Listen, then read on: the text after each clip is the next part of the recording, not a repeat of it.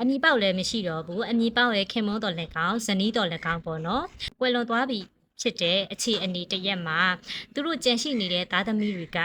လက်ရှိမှာအမွေစက္ကန့်ပိုင်ခွင့်ရှိတာဖြစ်တဲ့အတွက်ဒီပါမစ်မြေတွေကိုမြေငှားကရန်လျှောက်ထားတဲ့အခါမှာအမွေစက္ကန့်ခွင့်ရှိတဲ့သားသမီးတွေအနေနဲ့မြေငှားကရန်လျှောက်ထားလို့ရပါသလားဆိုပြီးတော့ဒီကျမကိုမေးခွန်းမေးမြန်းလာတာလေးရှိပါတယ်ရှင်ဒီလိုမျိုးပါမစ်မြေနဲ့ပတ်သက်ပြီးတော့ကျမညှောက်ဝေထားတာလည်းရှိပါတယ်ရှင်ကျမတို့ဒီလက်ရှိပေါ့နော်ပြီးခဲ့တဲ့တစ်နှစ်လက်ရှိဒီနှစ်အစားပြီးခဲ့တဲ့နှစ်တရာစပြီးတော့ရန်ကုန်မြို့တော်စီပင်သားယာရေးကော်မတီကနေပြီးတော့ပါမစ်မြေနဲ့ပတ်သက်ပြီးတော့တရားဝင်စာထုတ်ထားတာရှိပါတယ်ရှင်အဲ့ဒါကကြတော့ပါမစ်အမီပေါက်ကိုယ်တိုင်ဒါမှမဟုတ်လို့ရှင်အမီပေါက်ရဲ့ခင်မုန်းတော်လက်ကောင်အမီပေါက်ရဲ့ဇနီးတော်လက်ကောင်ပေါ့နော်ဒီတော်ဆက်တဲ့သူလင်မယားတော်ဆက်တဲ့သူမသားလည်းရင်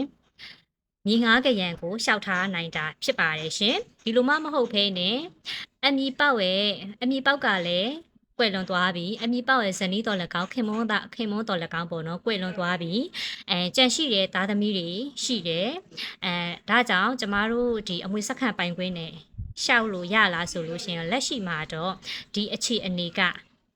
ရှောက်ထားလို့မရသေးပါဘူးရှင်